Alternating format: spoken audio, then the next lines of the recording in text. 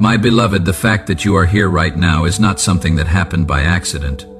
Before this moment ever arrived, before your eyes ever found these words, I had already prepared them for you. I want you to understand something that goes far deeper than coincidence or chance. This is a moment I have been orchestrating since before the foundation of the earth was laid, since before the stars were placed in the heavens and the rivers were given their courses to run. You did not stumble here on your own. You were guided here.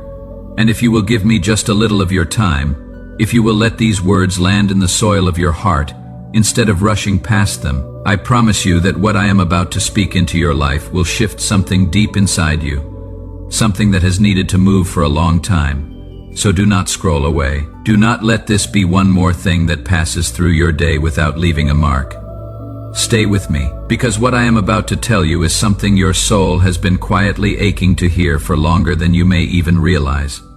I know you. I have always known you. And today, I chose to reach you right here, right now, in this exact moment, because it is time for you to receive what I have been holding in reserve for you. The Ko-fi link is waiting in the pinned comment below. Your support, no matter the size, becomes a seed that multiplies blessings back into your own life.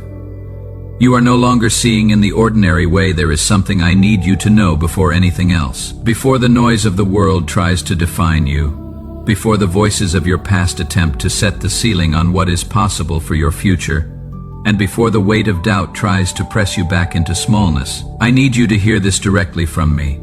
You were not created by accident. You were not thrown carelessly into this world without intention or design. I formed you. I shaped every part of who you are with full knowledge of what I was building and why.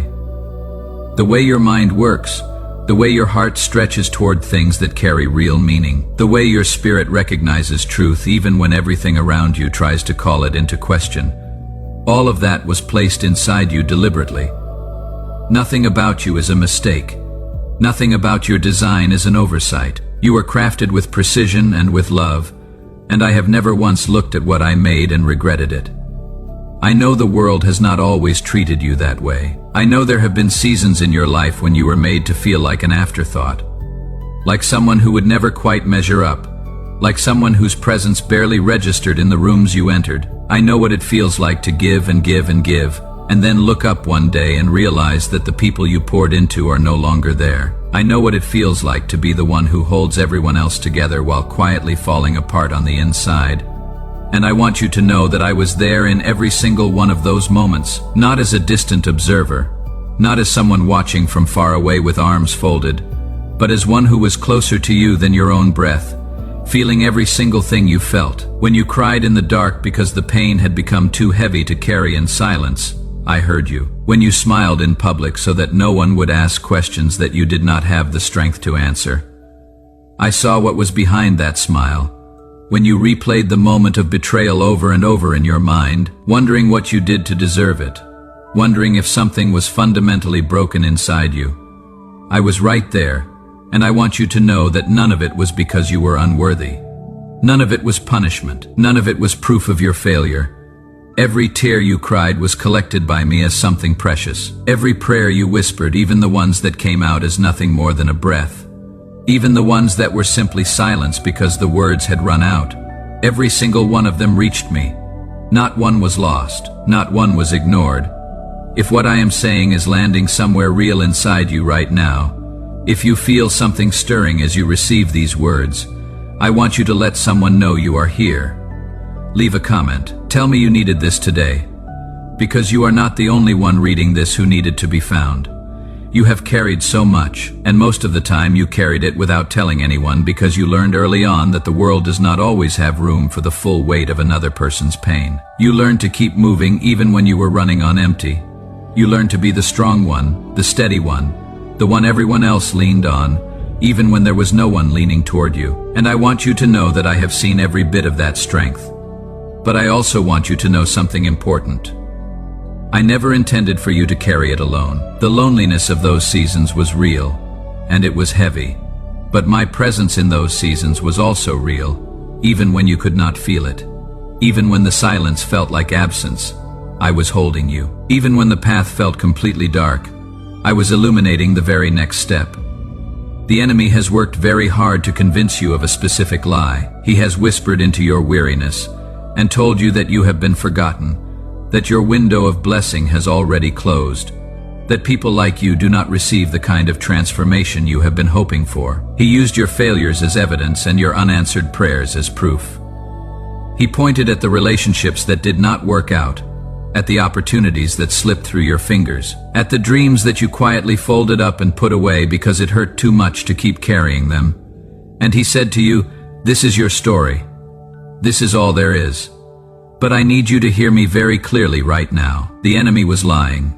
He was lying then, and he is lying to you now, because what he never told you is that I was working in the very seasons he was using against you. What he sent to destroy you, I was turning into something that would build you. What he meant as a burial, I was using as a planting. And what looked like the end of your story from where you were standing was actually just the end of a chapter that needed to close, so the next one could begin. Your story is not finished. The most significant parts of what I have written for your life have not yet been read. Take a moment right now. If this is speaking to something you have been carrying, if this is meeting a place inside you that needed to be met, go ahead and give this a like. Let that be a small act of faith today. Let it be your way of saying, I receive this. Let me speak to you now about what is coming. I need you to receive this not as wishful thinking, or as the kind of comfort that sounds good in the moment, but fades by the end of the day. I need you to receive this as a declaration spoken by the one who holds all things in his hands, and who has never made a promise he did not intend to keep. There is a release coming into your life. There are things you prayed for months ago, things you prayed for years ago, things you eventually stopped praying for because the waiting became too painful, and I have not forgotten a single one of them. I have been working on the answers in the unseen, aligning what needs to be aligned, removing what needs to be removed, preparing the ground so that when the harvest comes, it will not be partial or fragile but complete. The provision you have been needing is already in motion.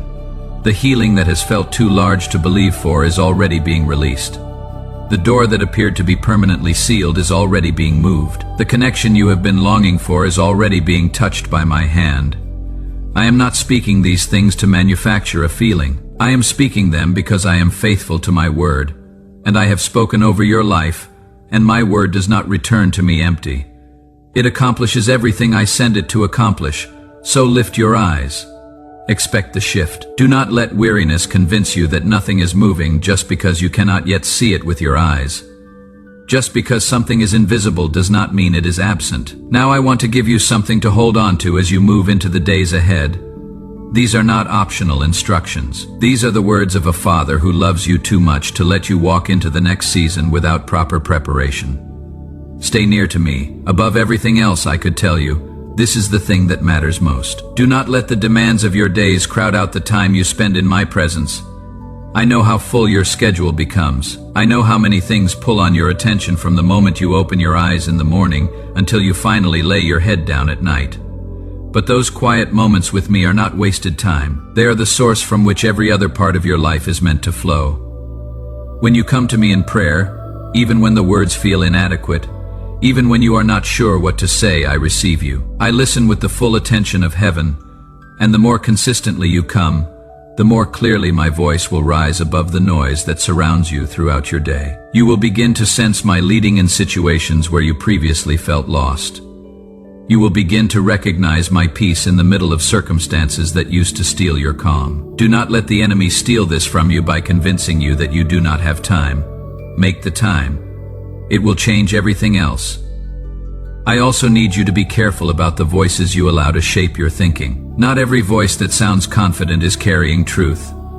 Not every person who offers counsel is speaking from a place aligned with what I have planned for you. There are voices around you right now that are weighted with fear, with doubt, with limitation. And if you absorb those voices long enough, they begin to reshape what you believe is possible for your life. Begin to measure what you hear. Bring it back to what I have already spoken. If a voice is working to shrink your faith, to clip the wings of the vision I placed inside you, to keep you smaller than I designed you to be, that voice is not from me. You are allowed to step back from it. You are allowed to protect what I have placed in you. I want to speak now about something that might require some courage to face. The unforgiveness you have been carrying needs to be released. I know what was done to you. I know the full story of what happened. Every detail, every word that was spoken, every action that was taken against you. And I know that what happened was genuinely wrong. I am not asking you to minimize it or to pretend it did not damage you in real ways. But I need you to understand what holding on to that wound is costing you. Bitterness is not protecting you. It is not keeping you safe. It is not holding the other person accountable. It is only tightening its grip on you with every day that passes. It is taking up space in your heart that belongs to healing, to freedom, to the life I have been preparing for you on the other side of this. Forgiveness is a choice before it is a feeling. I know the feeling may not be there yet. That is all right. Make the choice first. Choose to bring the wound to me. Choose to release the debt into my hands. You are not excusing what happened. You are not pretending the person who hurt you was right. You are simply refusing to allow what they did to continue to write your story. And when you make that choice, even imperfectly, even while the pain is still present, something in the spirit realm shifts. The chains begin to lose their grip, and the peace I have always wanted to give you begins to enter the places that have been locked for far too long. If you know there is someone you need to release, I want you to pause for just a moment right now. Breathe. Let my presence come near and make the declaration, even quietly, even in your own heart, that you are choosing to place this in my hands. I am the judge. I am the redeemer. I will take it from here. Fear is another thing I am asking you to set down. It has followed you long enough. Fear has stood at the entrance of opportunities I called you toward and whispered that you were not enough, not ready, not qualified, that the risk was too great and the chance of failure too high. And sometimes you listened. Sometimes you stepped back from the very door I had opened for you because the voice of fear was louder in that moment than the voice of faith. But I want you to know that I have not given you a spirit of fear. That is not something I placed inside you. I placed power inside you. I placed love inside you. I placed a clarity of mind that is capable of cutting through confusion and moving forward even when the path ahead is not fully visible. Fear is a counterfeit. It speaks with urgency, but it has no real authority over your life unless you give it authority. When it rises, speak back to it. Remind it who you belong to. Remind yourself that I go before you, that I stand beside you, that nothing you are facing or will ever face is beyond my ability to handle. And then take the step, walk through the door.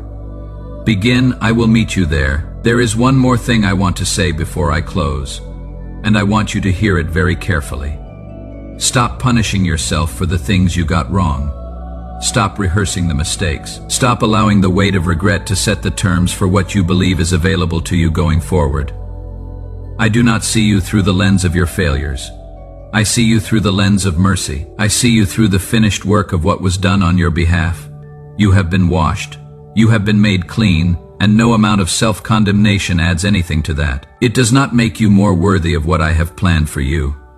It only keeps you standing at a distance from a love that has always had its arms wide open toward you. Come to me today exactly as you are.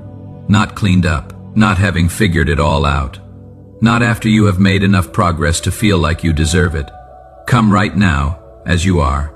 In this moment, because my love for you does not depend on your performance, and it never has. You are already received. You are already mine.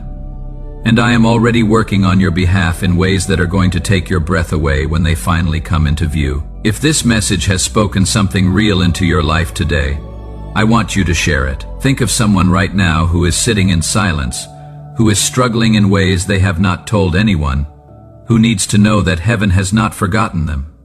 Send this to that person. Let them hear that they are not invisible. Let them know that there is a voice still speaking into their darkness.